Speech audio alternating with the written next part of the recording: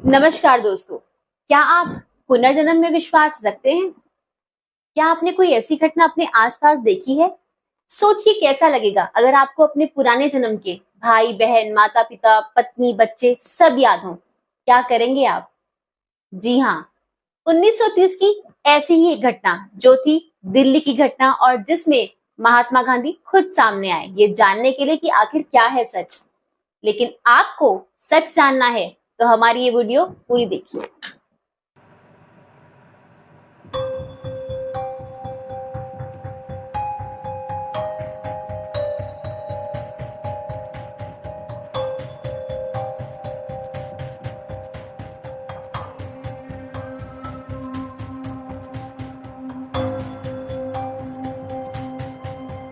Imagine you remember a life you never lived.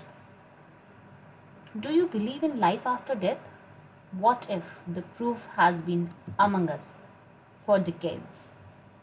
11th December 1926, Delhi Chandni Chowk चीरावाला में एक लड़की का जन्म हुआ।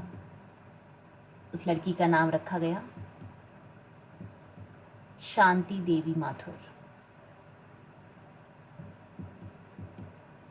उसके माता पिता रंग बहादुर और माता प्रेम प्यारी माथुर उसको पाकर बहुत खुश थे।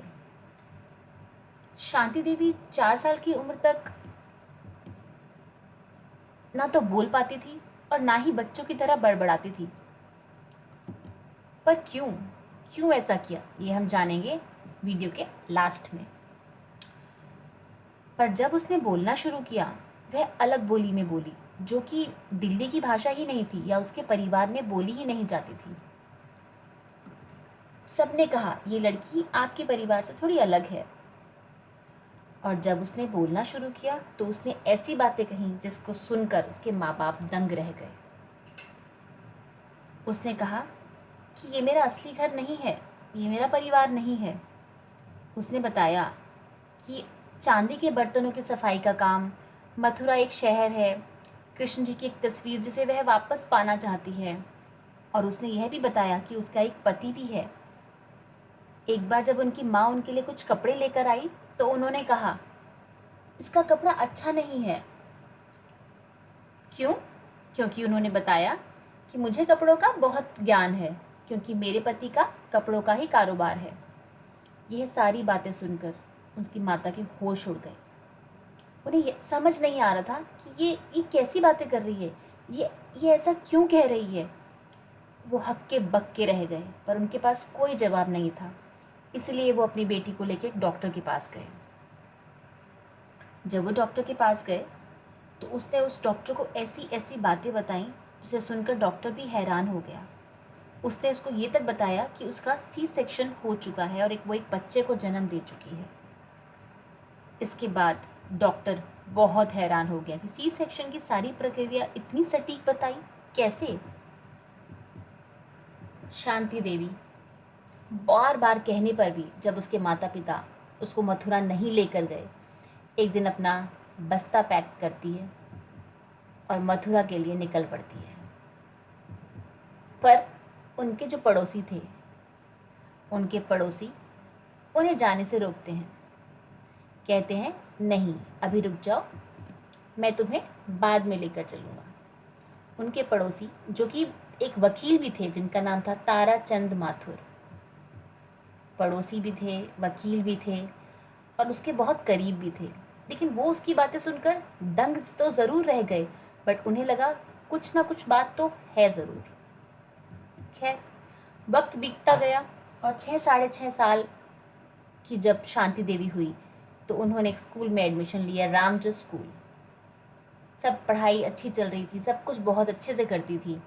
लेकिन स्कूल में भी वो अपने दोस्तों से वही सारी बातें करती थी जो बातें वो अपने माता पिता से करती थी। उनकी ये बातें सुनकर स्कूल के बहुत सारे बच्चे उनको चिढ़ाया करते थे। कहते थे कि कैसी बातें कर रही हो तुम, क्यों कर रही हो ये बातें। एक बार जब सारे बच्चे उन्हें चिढ़ा रहे थे तो वो बहुत ज़ोर ज़ोर से रोने लगी। उनके एक टीचर ने आकर कहा कि क्या बात है, तुम रो क्यों रही हो। तब उसने बताया कि सारे बच्चे मुझे बहुत चिढ़ा रहे हैं ऐसा सुनकर टीचर ने पूछा, आखिर क्यों चिढ़ा रहे हो? उसने टीचर को भी वही कुछ कहा। टीचर ने उसको जोर से डांटा और वो रोकर अपने घर भाग गई। पर क्या ये सही था? इस पे चर्चा हम कभी बात नहीं करेंगे। उसके बाद क्या हुआ? टीचर के मन में ये बात ठहर गई। उसने यही बात अपने हेडमास्टर को बताई। उन्होंने कहा कि कुछ ना कुछ बात तो ज़रूर है, कोई ना कोई कहानी तो ज़रूर है, हमें पता लगाना ही होगा। और यही सोचकर वो सब लोग शांति देवी के घर गए और उनसे बातें पूछी कि आखिर है क्या। तब आती है बातें, शांति देवी उन्हें बताती है कि वो मथुरा की रहने वाली है, मथुरा में उनका एक घर है, उनकी शादी हो चुकी है और उनका एक बच्चा भी है। ये सारी बातें सुनकर उनके मन में बहुत सारे प्रश्न जाग गए कि ये 6.5 साल की बच्ची जो कभी मथुरा गई ही नहीं और ना ही उनके परिवार का कोई मथुरा गया, कैसी बातें कर रही है। उसके बाद उन्होंने बताया कि अच्छा ठीक है, कुछ अपने पति के बारे में बताओ। वो बोली, मेरे पति की एक दुकान है द्वारकाधीश मंदिर के पास मथुरा में, और वो दुकान कपड़ों की है। समय बीतता गया, लेकिन अभी इस वक्त ये सारी कहानी जानने के लिए हमें समय में थोड़ा सा पीछे जाना पड़ेगा, ताकि हम जान पाए कि आखिर क्या था शांति देवी का पास्ट। शांति देवी की पास्ट लाइफ के बारे में बात करें तो उनके पुराने जन्म में, जैसा वो कहती हैं, वो लुब्धि देवी थी, जिनका जन्म 18 जनवरी 1902 में हुआ था और उनके पिता चतुर्भुज चौबे थे और माता का नाम था जागती देवी। समृद्ध परिवार से थी वो और कृष्ण की बहुत बड़ी भक्त थी। 1912 में, क्योंकि पुराने ज़माने में शादियां जल्दी हो जाया करती थी, उनकी शादी 10 साल में ही अपने से बड़ी उम्र के शख्स से हो गई। 1924 में वो एक बार प्रेग्नेंट हुई, लेकिन जिस बच्चे को उन्होंने जन्म दिया उसकी वहीं मृत्यु हो गई। 1925 में वो दोबारा माँ बनी और अब उन्होंने एक लड़के को जन्म दिया। बहुत ही सुंदर सुशील लड़का। District women hospital lady Lyell में बेटे का जन्म हुआ था, वो वहीं थी, लेकिन बेटे को जन्म देते ही उनकी तबीयत बिगड़ने लगी। फिर भी उन्होंने अपने बेटे का नाम नवनीत लाल रखा, और जब उन्होंने अपने बेटे का नाम रखा वही था लास्ट जब उन्होंने अपने बेटे को देखा था। उसके बाद 4 अक्टूबर 1925 को डिलीवरी के 9 दिन बाद लुब्धि देवी की मृत्यु हो गई।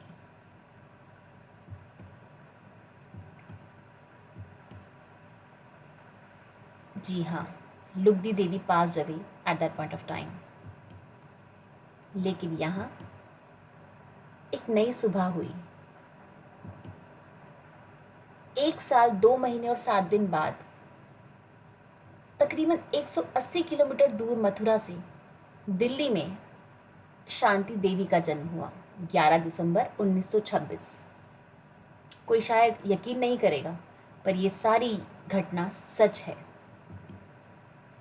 ये सारी कहानी सुनकर उनके टीचर्स ने उनके माता पिता से कहा कि अगर आप कहो तो हम आपकी बेटी को आगरा लेके जाते हैं, मथुरा लेकर जाते हैं और पूछताछ करते हैं। पर उनके माता पिता ने साफ इनकार कर दिया।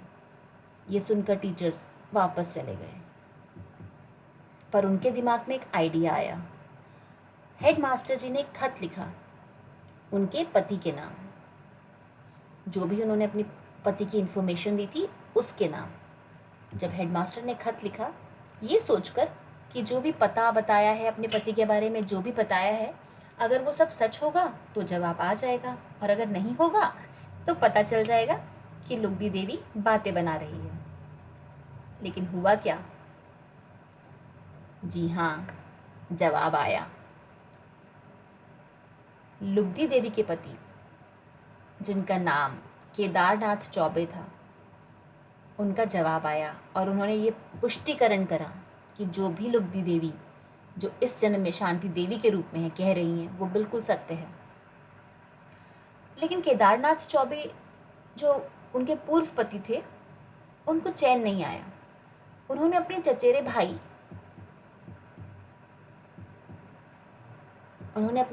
भाई पंडित कांजीमल चौबे को इस घटना की जानकारी लेने के लिए दिल्ली भेजा।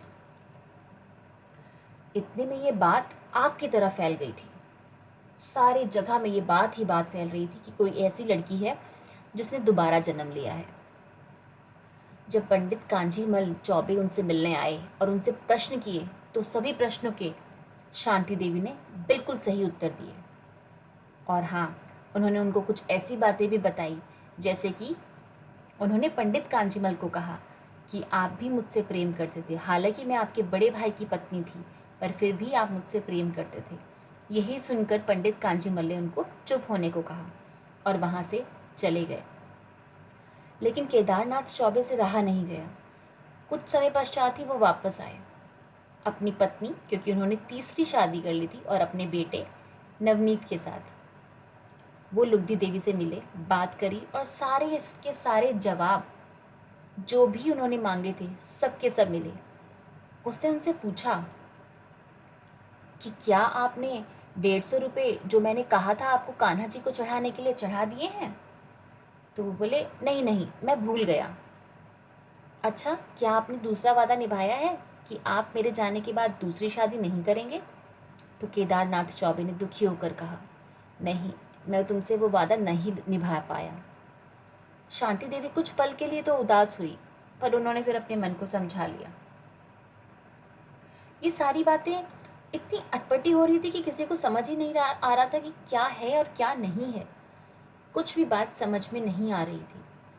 लेकिन केदारनाथ चौबे ने यहाँ एक चाल चली थी कि जब वो लुगदी देवी से मिलने आए थे तो वो केदारनाथ चौबे बनकर नहीं आए थे। उन्होंने कहा था, मैं बाबूनाथ चौबे हूँ। लेकिन जैसे ही लुगदी देवी ने देखा और उन्होंने बताया कि मैं केदारनाथ चौबे का बड़ा भाई हूँ, उसने शर्मा कर कहा, नहीं, आप तो मेरे पति हैं। और उन्होंने कहा, हाँ, मैं इनका पति ही हूँ। इससे ये भी साबित हो गया कि लुगदी देवी, जो इस जन्म में शांति देवी थी, उनको अपने पति और अपने पूरे परिवार का अच्छे से ज्ञान था। केदारनाथ उनसे मिलकर अगले ही दिन वापस चले गए। लेकिन ये क्या, ये खबर तो चारों ओर आग की तरह फैल गई थी। दिल्ली, आगरा, मेरठ और कहाँ कहाँ नहीं, गांधी जी के कानों तक भी ये बात पहुंची।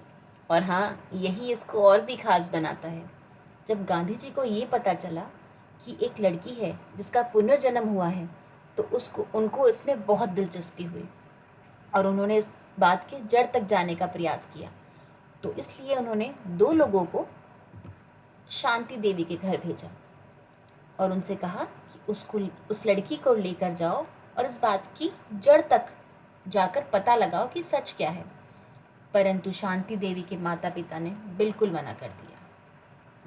अब महात्मा गांधी खुद शांति देवी के पिता से मिलने आए और उन्हें मनाया कि आप सब के सब जाएं, मथुरा जाकर ये पता करें कि क्या सच है और क्या नहीं है। ये एक अद्भुत केस है। शांति देवी के जो पिता थे वो महात्मा गांधी की बात को कैसे टाल सकते थे। उन्होंने हामी भर दी। बस फिर क्या था, महात्मा गांधी ने 15 लोगों की एक कमेटी बनाई जिसमें पॉलिटिशियंस, जर्नलिस्ट, डॉक्टर, एडवोकेट, जी हाँ, एडवोकेट जो कि ताराचंद माथुर थे, इन सब की टीम बनाई और ये पूरी की पूरी टीम 24 नवंबर 1935 को मथुरा के लिए निकल गई। शांति देवी बहुत खुश थी कि वो मथुरा जा रही हैं, क्योंकि पहले भी तो वो मथुरा जाने की कोशिश कर ही चुकी थी पर जा नहीं पाई थी।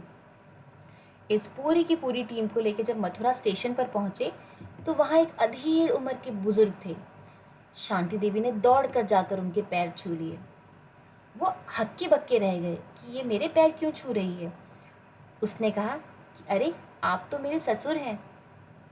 तो उन्होंने, ससुर? तब उन्होंने कहा, आपको याद है शादी में आपने मुझे पायल भेंट करी थी? ये सुनकर उन्होंने हाँ में हिला दी। और यही नहीं, ऐसी बहुत सारी बातें शांति देवी रास्ते भर करती रही जिसने सबको बहुत चक्का कर दिया था। तांगे में बैठकर सब के सब शांति देवी के घर की ओर चल पड़े। उन्होंने शांति देवी से कहा, क्या तुम अपने घर का रास्ता बता सकती हो? उसने कहा, हाँ हाँ बिल्कुल बता सकती हूँ। और फिर शांति देवी उन सबको गलियों से लेकर एक एक चीज़ बताती हुई कि यहाँ पहले ये था, वहाँ पहले ये था, यहाँ अब ये बदल गया, वहाँ अब ये बदल गया, ये गली वहाँ मिलती है, ये सब बताती हुई पहुँची और अंत में अपने घर ले गई। जब शांति देवी अपने घर ले गई तो उसने कहा, पहले मैं अपने कमरे में जाती हूँ। जब शांति देवी अपने कमरे में गई, बहुत उत्साहित थी, बहुत ही ज़्यादा। सब दौड़ के सब चीज़ें दिखा रही थी, अपने कपड़े दिखा रही थी, अपना कमरा दिखा रही थी, अपने गहने दिखा रही थी। जब अपने गहने दिखा रही थी उसने कहा, ये सारे गहने मेरे हैं। और फिर चौंक के कहा, नहीं नहीं, इसमें से कुछ मेरे नहीं है, हो सकता है मेरे पति की तीसरी बीवी के हों। और उसके पति ने, केदारनाथ जी ने, हाँ में सर हिलाया। जी हाँ, बस फिर क्या था, दौड़ते दौड़ते, खेलते खेलते, सब जगह करते करते ऐसा लग रहा था जैसे मानो कुछ कुछ मिल गया हो, पैर ही नहीं थम रहे थे। और वो पायल जो गहनों में थी उनको पहन के नाचने भी लगी।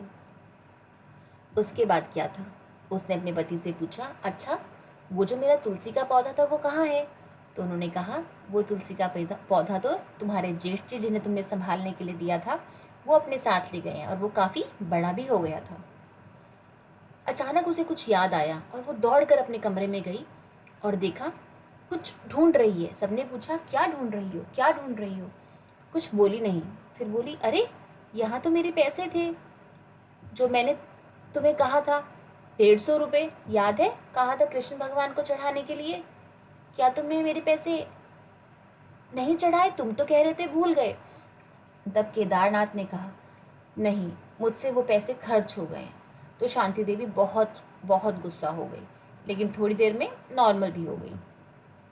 नवनीत लाल जो शांति देवी के पुनर्जन्म का बेटा था, लुगदी देवी का बेटा था या शांति देवी का बेटा था, वो उससे मिलकर इतनी खुशी और ऐसा भावुक पल था, ऐसा लग रहा था जैसे 9 साल की एक बच्ची अपने 10 साल के पुत्र से मिलकर ऐसे रो रही है। ये असमंजस है, समझ ही नहीं आ रहा ये क्या हो रहा है। वो ममता उसके अंदर कैसे आई, ये तो सच में कोई चमत्कार ही था। और ये चमत्कार बार बार नहीं होते। अंत में सबसे कठिन था माता पिता के लिए। जी हाँ, जब लुगदी देवी या शांति देवी कहें, जब शांति देवी अपने लुगदी देवी वाले माता पिता से मिली, मथुरा वाले माता पिता से मिली, तो उन्होंने कहा कि इसको थोड़े दिन यहीं रहने दो।